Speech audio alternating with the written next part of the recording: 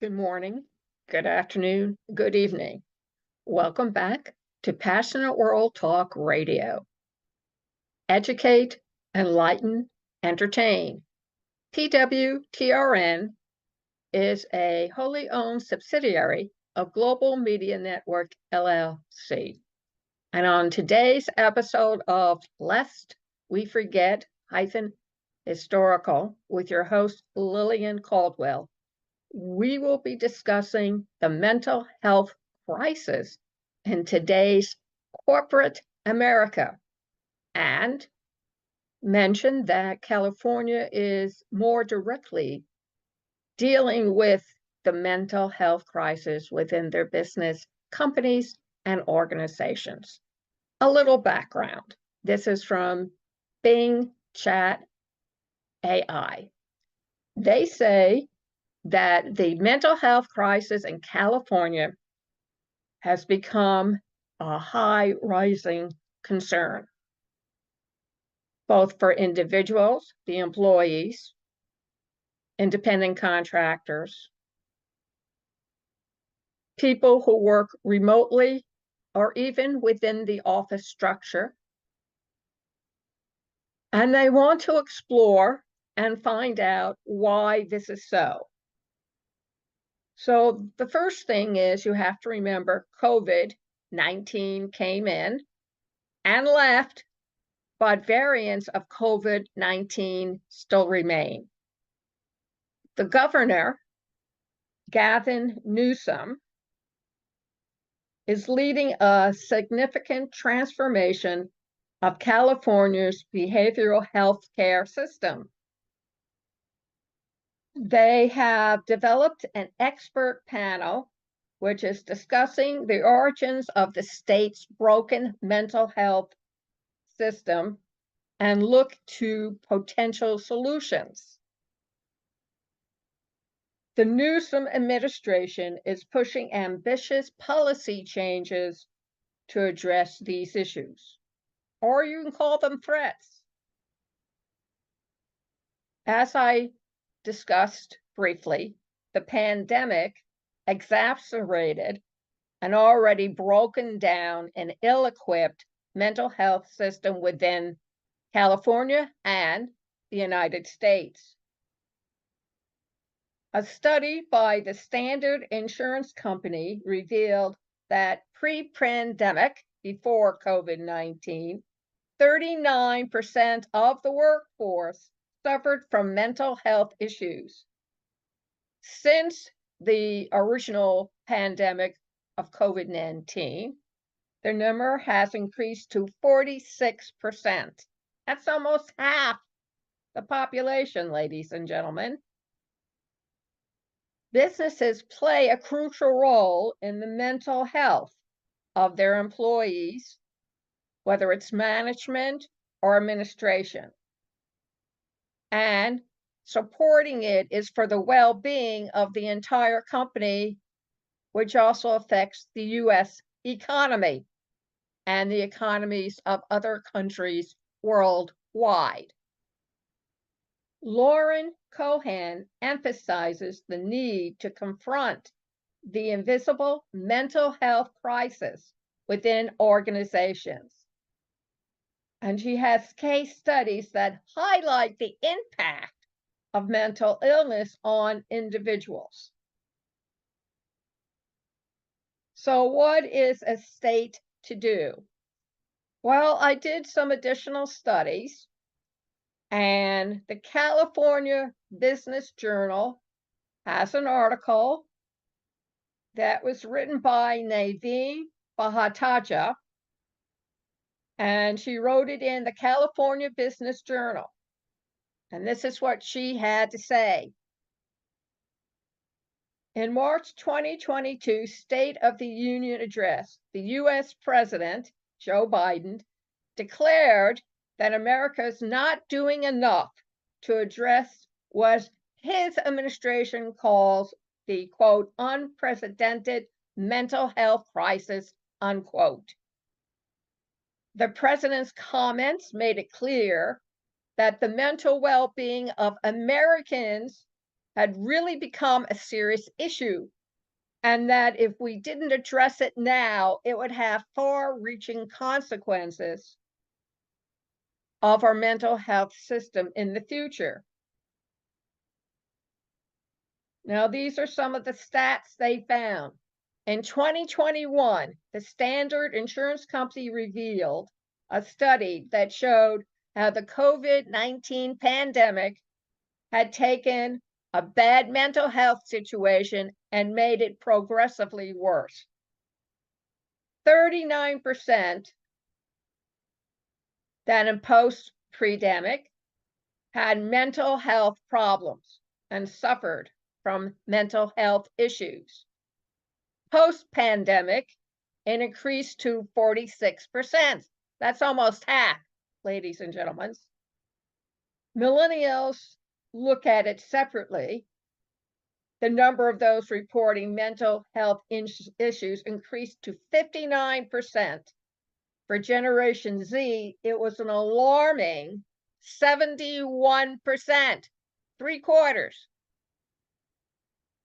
Deloitte's Women at Work 2022 study revealed that the changes brought by COVID had been really hard on women.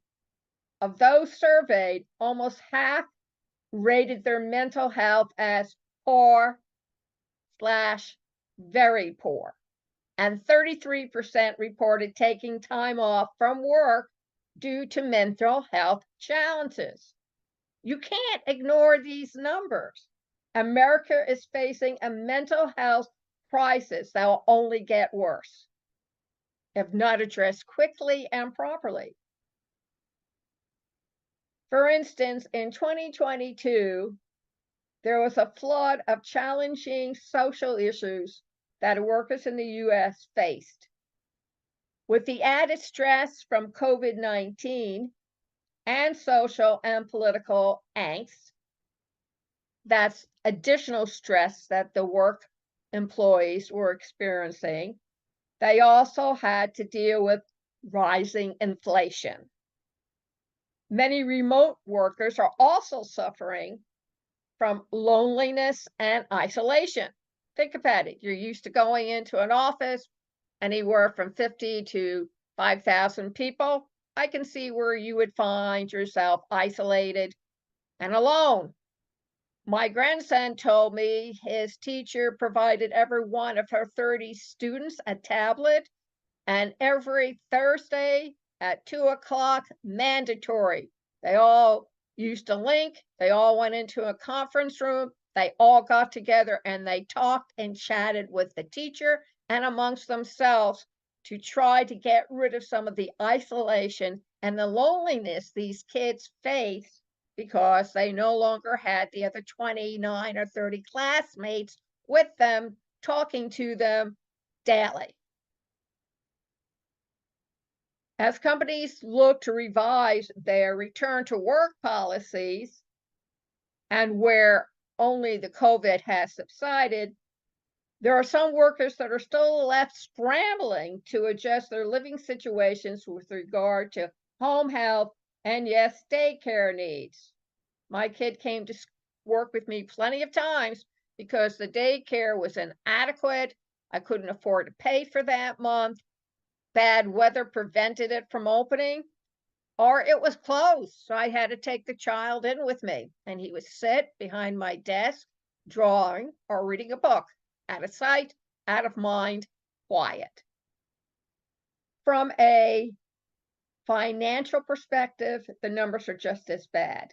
The Standard Insurance Company survey found that during that pandemic, mental health issues were causing 65% of employees to lose 10 or more hours of productivity per week. The World Health Organization determined that depression and anxiety issues alone cost the global economy an estimated $1 trillion each year. Think about that. The American Psychological Association recently described our mental health as, quote, sustained survival mode, unquote. The good news is that businesses are starting to increase the amount of attention that they're giving to the mental health issue. However, it's not really receiving enough for the attention it really needs to succeed. According to a 2022 joint study by the Society for Human Resource Management and Asuka Pharmaceutical Company, only 32% HR professionals say offering mental health resources to their company's employers is a quote, high priority, unquote. The study went on to reveal a number of stumbling blocks that are keeping businesses from elevating efforts to help employees in the mental health arena. It showed that 33% of businesses simply haven't thought about workplace mental health, and that 27% were unsure of which benefits to provide. In addition, a survey found that 21% said providing help was too expensive. Have we heard that before? Although these survey findings are discouraging, there is some action that is being taken, and it did show that HR professionals believe doing more would recap and reap benefits for their organization. 88% said it could boost productivity. 86% said it could increase employee retention, and 72% said it attracts new talent. More than half of the workers surveyed agreed that providing mental health resources is an attractive benefit, and they said outright that they would leave their current job for one with significantly better mental health benefits. So where does this leave corporate leadership? Corporate leadership said for the sake and health of their employees and their bottom line, that they must take steps to establish and maintain programs that promote mental health in the workplace. In some organizations, they start by making the issue more of a priority, with C-suite executives taking the lead and destigmatizing the topic of mental health and acknowledge the role it plays in the success of their business. Now, I had a cousin who needed mental health help, but he refused to get it because he said it would jeopardize his job and would decrease his chances of obtaining a new one. Think about that. According to a survey done by McKinsey, 65% of employers said they would support mental health well or very well. Only 51% of employees agreed with that. One way to fix the disconnect is to survey employees to find out what they would be most helpful to them. And armed with their employee feedback, employers may find it necessary to reassess policy, looking specifically at a paid time off, in-office or online resources, and the internal communication strategies that are used to address relevant issues. Our mental health, it underpins every aspect of employee well-being, productivity, and retention. Traditionally, we've seen a lack of access to quality professionals, which created structural barriers to achieving mental health parity, especially for people of color and LGBTQ+ communities. While some mental health is offered, it has fallen short. A solution like Neomind, MEOMIND, the world's first therapy platform, can help to reduce employee turnover and burnout, increase employee productivity, and lower healthcare costs. MuleMind is able to fill in the gap by providing 24/7 access to pre-recorded sessions between therapists and clients, and further support employees with the events, mental health scores, journaling, coaching, exercises, and diversity focus. Addressing this mental health crisis may also require embracing holistic well-being strategies by extending healthcare benefits to cover them. These benefits can include acupuncture, massage, meditation, yoga, brain spotting, transcranial magnetic stimulation, biofeedback, and more. Individuals exploring mental wellness supplements like Noobru, Noobru, Insights for Authentic Noobru, Noobru reviews to inform their holistic approach to mental health. And two, we as a nation address the mental health within our business organizations, like California is doing.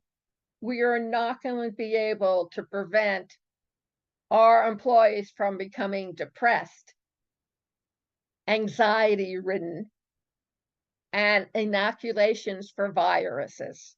There are some diseases that also induce depression, like lupus, systemic lupus, for example, an autoimmune disease. You don't think that can happen, but it can. If you have cancer, if you get diabetes and you can't afford your medication, your anxiety for not obtaining it, that is a mental health issue. Avoiding the next great health crisis requires that corporations acknowledge the dangers presented by ignoring mental health in the workplace and the steps to prioritize it with appropriate solution. Naveen Bhateja, Bhateja, an EVP and Chief People Officer at Metadata Solution, leads all aspects of the company's global human resources. As a member of the company's senior leadership team, he is a business strategist and trusted advisor on how people strategies empower successful business outcomes. I want to thank you for listening to this episode of Mental Health Illnesses in Corporate America and California. You can listen to this all over again on YouTube, underline PWR Network, Talk Radio, pwtalkradio.com. Also at passionateworldtalkradio.com. Look at the blog. Number two, there's a new book out. It's been revamped, written by Vicki Esther Chang and Lillian Cauldwell. Gold Nuggets, digital strategies for podcasting. It's over at Amazon.com. Look it up under Vicki Esther Chang, Chang. Are you interested in becoming a podcast or a program host? Then come check out PassionateWorldTalkRadio.com and see what you can do as a host on our station. We are heard in over 172 countries, and since our beginning, we have had over 10 million listeners to our station. Text us at 484-364-1032 or go to the website. There is an answer phone. Put your name, put your email, put your phone number. That's time to call and let us know that you're interested in becoming a host on Passionate World Talk Radio. Again, thank you very much for listening. And remember, please keep listening. Thank you.